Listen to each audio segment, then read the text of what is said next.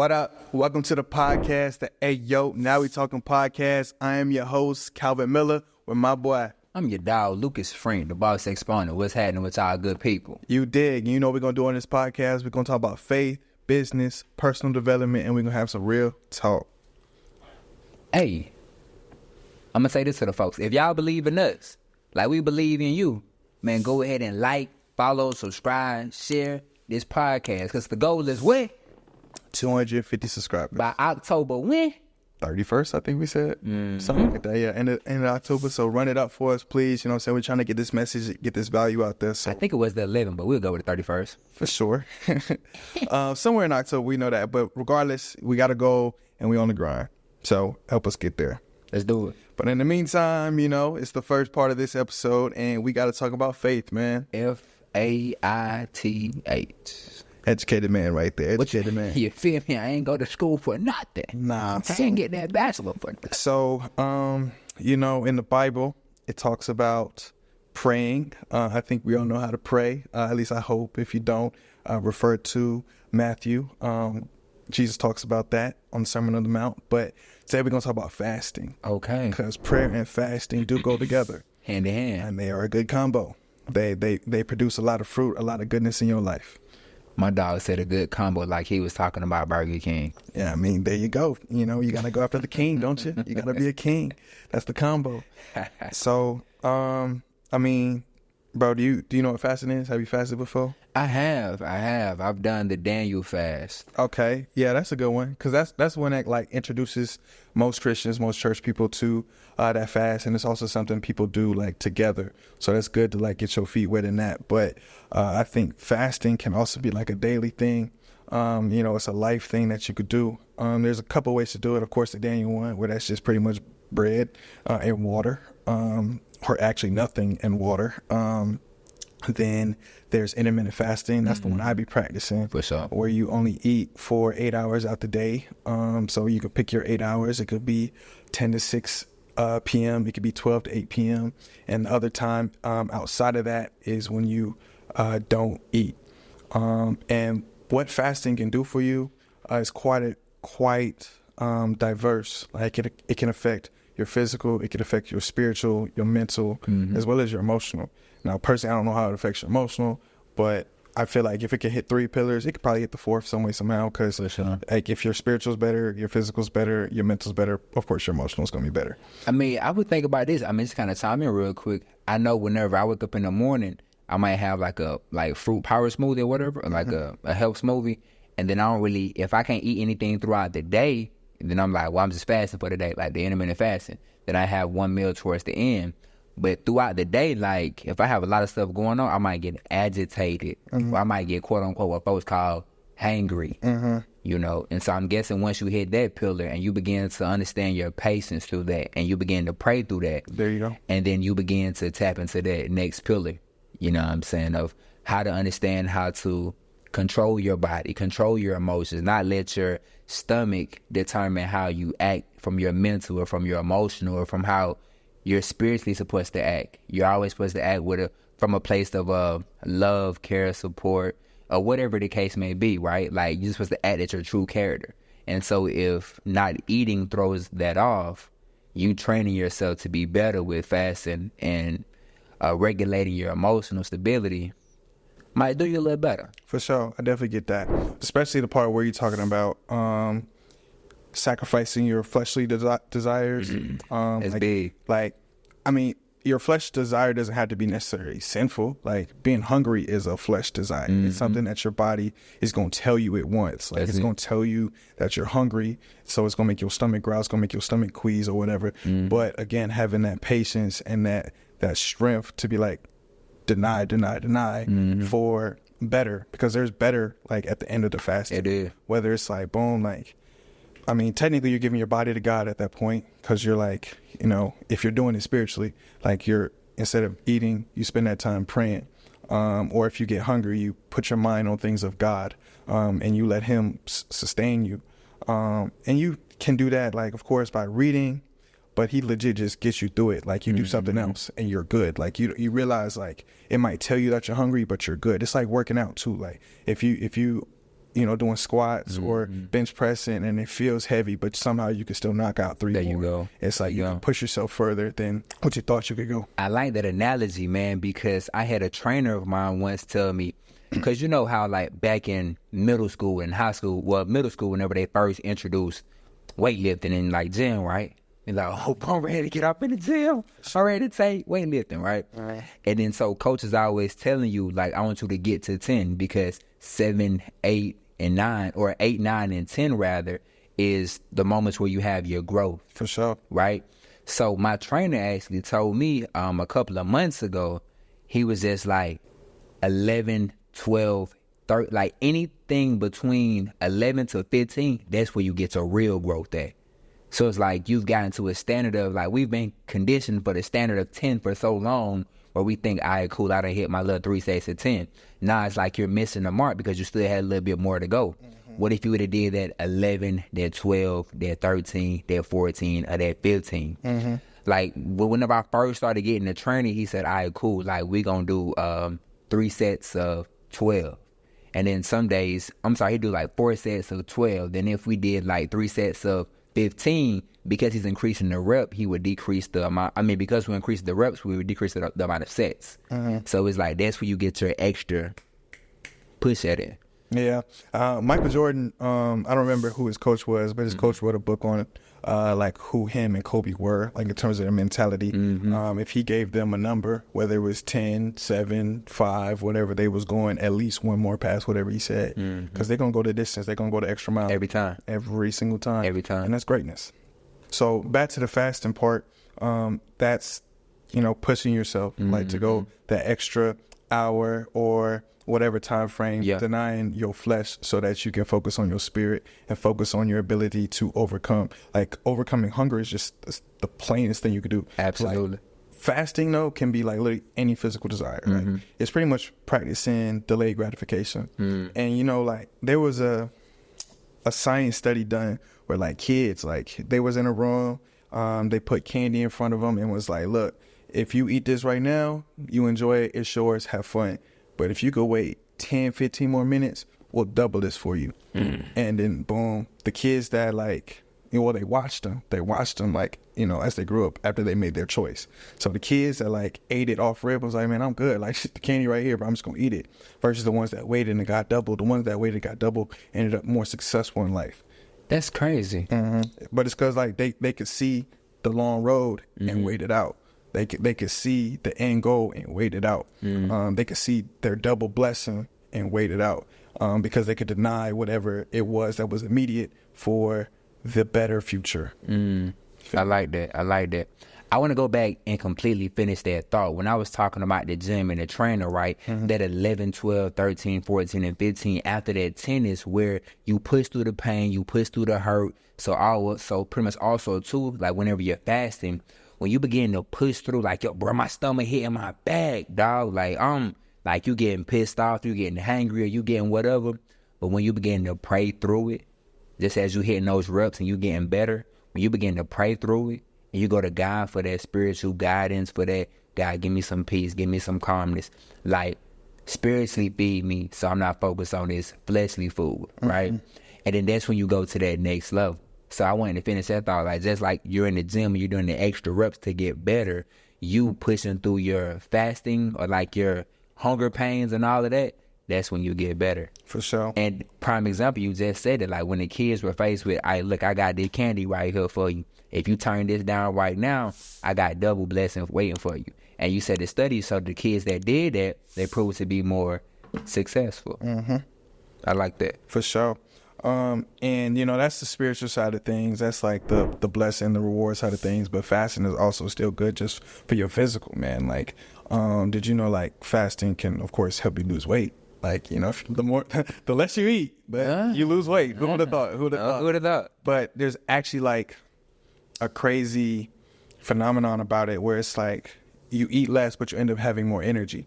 So specifically with the intermittent fasting, really not even intermittent, like with fasting as a whole, because what happens when you fast is like, boom, like, especially as Americans, like we got reserves. That's where our fat comes from. Like we're overeating, like if you're obese, you're overeating, but if you're like regular, like you're just eating, but you still have pockets and stores of fat that your body can still use as fuel, as backup, just in case you go into starvation. So once you don't eat for those 16 hours, that's when your body goes into ketosis.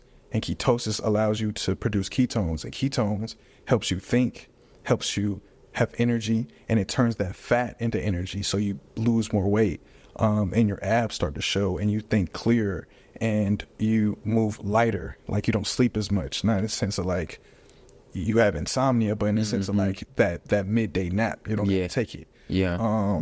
So I think it's also good for your bowel movements if we want to talk about that. Helps Come on now. you know, Drop that drop that knowledge. Drop that juice. Yeah. But drop that heavy load on the foes. you dig. But overall, man, I think fasting is a phenomenal thing. I was fasting this year specifically. I fasted for 3 months from 3 different things. One of them, 2 of them, really like I shouldn't be doing it anyway. But I was fasting from food. Y'all heard my dog. He said some of them you shouldn't be doing anyway. And I'm about to tell you that too. You feel me? But fasting from. I bet I know what he about to say. I bet I know he about to say. I mean, I think everybody does, but fasting from food, fasting from. Bro, you done said food about 3 times, about 4 times. Bro, just spit it out, bro. Cut me off, My bad, man. bro. Let He's trying to build up the anticipation, bro. No, you are. Right. So boom. Bro, don't say food again, bro. Don't say food again, bro. From drugs and from sexual intercourse, and Sexual intercourse, but just say sex. I love sex. there you go. But that I'm still on though. Like I still ain't done that for the whole year. When are we in? July, bro. So 7 months. Intermittent fasting I still do. The drugs, you feel me? Like it be on and off. For sure. You feel me? I ain't chronic. You know. But because like those 3 months was serious. So a point where it's like I got control over it all. So it's like if I want to, man, like all right, cool. But certain things I'm just like it's not good for me right now. So I really like go out. I really want to go the whole year. That's right. With no sex. And then boom, with the food, I think, man, like again what I was telling you about the intermittent fasting, like I just felt better off of it. So I want to do it. But I don't want to commit to it in terms of like going another 3 months at a time. Like, cause the one problem with that be like, boom, like going out to eat with people. Like, you know, if I fast from 6 p.m. to 10 a.m. so I can work out in the morning, eat some food, and then go on about my day, eat whenever I want to eat. But then say like 6 o'clock, 5 o'clock is when my friends get off. So it's like they want to go out to eat, but I'm fasting. So it's like a little bit harder to socialize. But, or like, you know, burning the midnight oil, want a snack or two, but you gotta just mentally lock in on what you're doing or go to sleep, have sleep for dinner. That part. Man, you know what? I'm actually glad that you brought up fasting because I feel like, for one, like I said, like I've done the Daniel fast. And to kind of tell about my experience whenever I did that Daniel fast, of course, with the Daniel fast, it's like no sugars, it's no meats, or it's no red meats, I want to say. You're drinking water, prayer, and healthy foods that got no sugar in them. So you can't go and add you a little sugar to the grits, a little sugar to the whatever. You can't have no syrup on the pancake. You can't, none of that extra BS, you know. If it has sugar in it, you can't even eat it. So really it's getting your body to the point where it's getting you off of that crack that we get so used to. And what's crazy, man, is sometimes I have a crazy sweet tooth. Like, I could be going healthy all day long. As soon as I eat me a nice little salad or something healthy, immediately that sweet tooth kick in. It's like, all right, you need something sweet. I got something for that too, though, bro. Because, like, you know, if it's sugar, you know what I'm saying, that you want, like, I realize juice is, like, low-key the answer to that. But it's got to be, like, 100% juice. Like, you can't be, like, no high fructose corn syrup sugar. Like, or, like, refined sugar, like a sweet tea or something like that. Because the juice, like, getting it from the source of an apple or banana or whatever, like, still gives you the benefits and the nutrients and the vitamins that the fruit provides. But the only thing is, bro, like, you end up losing fiber in the juice, and that helps you, like, kind of break it down so your blood sugar don't spike or nothing. But it's still better than refined sugar. Because Are you carbs talking and sugar about- is still energy. Are you talking about like fully organic, like so like pineapple, like and from an actual pineapple, like organic juice that way? There's levels to it, bro. Like, Yeah, because like, if you juice, like you actually get the pineapple in your juice, that's literally the best. But if you go to the store and you get you like a carton of 100% pineapple juice, like that's the second best. You feel me? And then the worst is just 3% juice with artificial flavors. Artificial flavor. Yeah. But Man. it's all carbs. Like, Yeah. It's all sugar. But carbs is energy. So you still gotta like that's your body's first source of energy. It goes carbs, then your proteins, then your fats. So you gotta like deplete all that. And you do that during your fast, doing your workouts, and then you refill with food, but you're constantly like filling up. Like you're refilling your tank at halfway instead of empty. So you can't like, and if you put like 87 gas in there and you only get it halfway, you can't put 93 on top of it. Otherwise, you're going to mess up your energy. You low-key got to deplete yourself back to where you can put good things back in. That's good. That's good. I like that. Man, what was I about to say just then, bro? I had somebody tell me, because I used to love going out to eat, and I'm just like, let me get the mango Arnold Palmer. Let me get the peach Arnold Palmer. Like, that's where you got your sweet tea and your lemonade mixed with some of the peach puree or some of the mango puree. You know what I'm saying? You feel? So, I had somebody tell me, it was a friend girl of mine, she was just like, why you drinking all of them calories? And when she said it, I'm just like, dang. I'm doing good in the gym. I feel like I'm eating pretty good. But I'm drinking my damn calories. I'm like, yo, that's where everything is coming from right there. You feel me? And then so now, like when I go sit down and eat, bro, give me some water. That's good. Give me some water. Because even too, whenever, and I love vitamin water, but whenever I go pick up one, I'm about to drink it, I look at the back, I'm getting 100 calories just from drinking some water. I don't think calories are necessarily a bad thing, bro. It's still energy. You know. Well, yeah, I mean, it's like, why put the extra sugar in your body? Like, just, if you're going to drink water, get you some water. If you want to drink something for your dehydration or something, drink water. I think it mainly comes down to counting it, though. You know what I'm saying? Like It comes down to what? Counting it. Like, Yeah. if you're trying to lose weight, you need to be at a calorie deficit. If you're trying to gain, yeah. And I feel like because I'm like I'm constantly kind of looking at calories, I'm like, why am I just going to waste 100 calories? I could use that towards the salmon with the whatever I'm eating. There you go. Like, because now if you're trying to stay at a number, but you know you got to eat something else later, like that's where you shouldn't be drinking calories for sure. But, you know, not all calories are the same. Yeah. I mean, I guess all calories are the same, but how you get them, because it's like calories are one thing, that's energy. But then what are the ingredients in it? Is it like sugar? Is it high fructose corn syrup? Is it something like a red dye that, you know, all those things affect The body differently. Exactly. So calories are one thing, but I look at the whole thing, mainly the ingredients. I feel like the ingredients speak to me more than what, you know, they're telling me. Indeed. Man, so I want to get to people this right here. So back to what I was saying, when I've done the fasting and I cut out all of the sugars, I cut out all of the extra nonsense, I focused on the water, I didn't drink the peach puree with the mango juice and with the sweet tea and all of that. I just cut all of that mess out.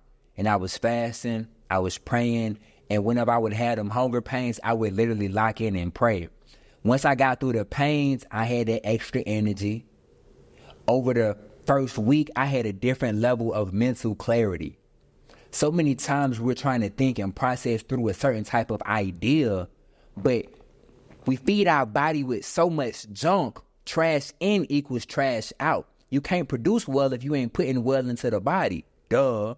So it gets to a point when you have to purify, detox, and cleanse out the body. You got to put in good, so now you can produce good. So if you want to achieve a different level in your life, in your spirituality, your faith, your emotional stability, however you're regulating yourself, then you got to take time to invest in those different things, like fasting, like clean eating, like those different things, so you can begin to have your body operate at an optimal level. You ate that, bro.